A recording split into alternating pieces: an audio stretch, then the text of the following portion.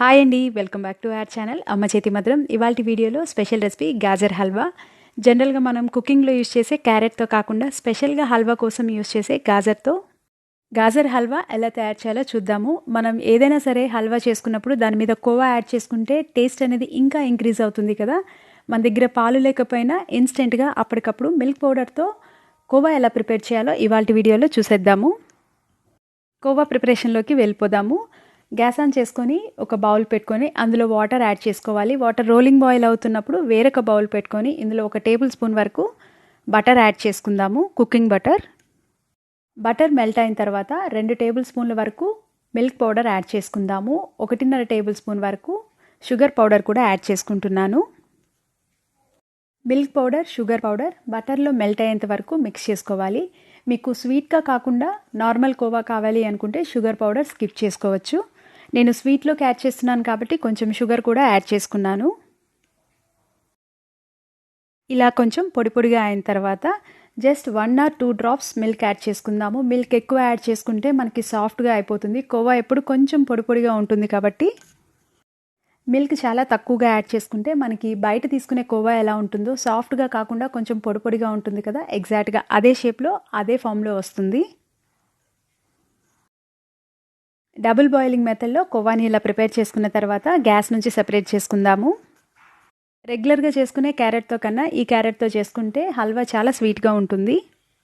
ముందుగా మనం క్యారెట్ని పీల్ చేసుకొని క్లీన్ చేసి పెట్టుకుందాము.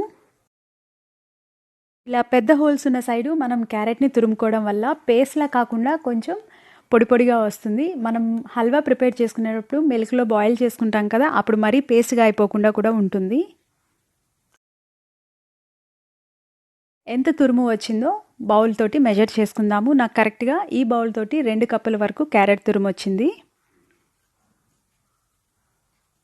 ఈ తురుముకి 3/4 కప్పు వరకు షుగర్, 1 కప్ వరకు మిల్క్ యాడ్ చేసుకుందాము. ముందుగా డ్రై ఫ్రూట్స్ ఫ్రై చేసుకోవడం కోసం ఫ్రైయింగ్ ప్యాన్ పెట్టుకొని 1 స్పూన్ నెయ్యి యాడ్ చేసుకుందాము. ఇందులో మనకి కావాల్సినన్ని జీడిపప్పు పలుకులు ఫ్రై చేసి కొన్ని ఎండు ద్రాక్ష కూడా యాడ్ చేసుకుందాము. వీటిని కూడా లైట్గా ఫ్రై చేసుకుందాము. సన్నగా కట్ చేసి పెట్టుకున్న బాదం పప్పు కూడా యాడ్ చేసుకుందాము. బాదం పప్పు 30 సెకండ్ల పాటు నెయ్యిలో ఫ్రై చేసుకుంటే చాలా మంచి టేస్ట్ ఉంటుంది. ఇవి ఫ్రై అయిన తర్వాత సెపరేట్ చేసుకుందాము. గాజర్ హల్వా ప్రిపేర్ చేసుకుందాము. ఇది ప్రిపేర్ చేసుకోవడానికి కొంచెం వెడల్పుగా ఉన్న ఫ్రైయింగ్ ప్యాన్ తీసుకొని ఇందులో 1 స్పూన్ వరకు నెయ్యి యాడ్ చేసుకుందాము. నెయ్యి కొంచెం కరిగిన తర్వాత ముందుగా గ్రేట్ చేసి పెట్టుకున్న క్యారెట్ తురుము యాడ్ చేసుకుందాము. 5 నిమిషాల పాటు గ్యాస్ని లో ఫ్లేమ్లో ఉంచుకొని నెయ్యిలో మంచి వాసన వచ్చేంత వరకు కలుపుకుంటూ ఫ్రై చేసుకోవాలి. క్యారెట్ తురుములో ఉన్న తడిపోయిన తర్వాత మనకి మంచి వాసన వస్తుంది. అప్పటి వరకు ఫ్రై చేసుకున్నాను. 2 కప్పుల క్యారెట్ తురుముకి 1 కప్పు వరకు మిల్క్ యాడ్ చేసుకుంటున్నాను, కాచి చల్లార్చినవి. మీకు హల్వా కొంచెం చిక్కగా ఉంది అనిపిస్తే మరొక 2 టేబుల్ స్పూన్ల వరకు మిల్క్ యాడ్ చేసుకోవచ్చు. మిక్స్ చేసుకున్న తర్వాత మూతతో కవర్ చేసి 5 నిమిషాల పాటు కుక్ చేసుకుందాము. క్యారెట్ తురుముతోటి మిల్క్ అబ్జార్బ్ అయిన తర్వాత, అంటే క్యారెట్ తురుము కొంచెం మెత్తగా అయ్యేంత వరకు బాయిల్ చేసుకున్న తర్వాత ఇందులో 3/4 కప్పు వరకు షుగర్ కూడా యాడ్ చేసుకుందాము. ఈ క్యారెట్ కొంచెం స్వీట్గా ఉంటుంది కాబట్టి 3/4 కప్ మాత్రమే తీసుకున్నాను. మీకు కావాలంటే ఇంకొంచెం స్వీట్ యాడ్ చేసుకోవచ్చు. మూతతో కవర్ చేసి చక్కెర కూడా బాగా మెల్ట్ అయ్యేంత వరకు కుక్ చేసుకున్న తర్వాత ఇందులో కొంచెం ఇలాచీ పౌడర్ కూడా యాడ్ చేసుకొని కలుపుకుందాము. మంచి వాసన, మంచి ఫ్లేవర్ కూడా ఉంటుంది. హల్వా టేస్టీగా ఉండాలంటే మనం ఖచ్చితంగా నెయ్యి యాడ్ చేసుకోవాలి కదా. ఇందులో కంప్లీట్గా 1 టేబుల్ స్పూన్ వరకు నెయ్యి యాడ్ చేసుకుంటున్నాను.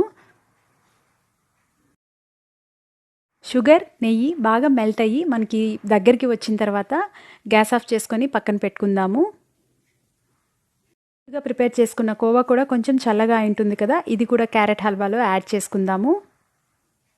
గ్యాస్ ఆఫ్ చేసుకొని పక్కన పెట్టుకున్న తర్వాత మాత్రమే క్యారెట్ హల్వాలో మనం ఈ కోవాని తగినంత యాడ్ చేసుకోవాలి.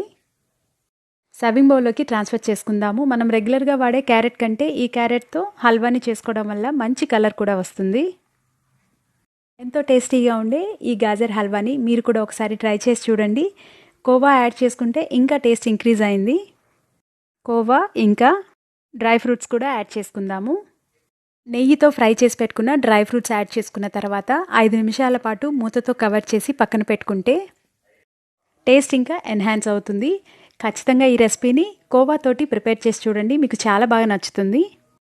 మీకు ఈ రెసిపీ కనుక నచ్చినట్లయితే ఒక లైక్ చేయండి, మీ ఫ్రెండ్స్ తోటి రిలేటివ్స్ తోటి షేర్ చేయండి. అమ్మ చేతి మధురం ఛానల్ని సబ్స్క్రైబ్ చేయండి. పక్కనే ఉన్న బెల్ ఐకాన్ని ప్రెస్ చేసి ఆల్ అని ప్రెస్ చేయండి. మీకు రెగ్యులర్గా నోటిఫికేషన్స్ వస్తాయి, డైలీ అప్డేట్స్ వస్తాయి. Thank you.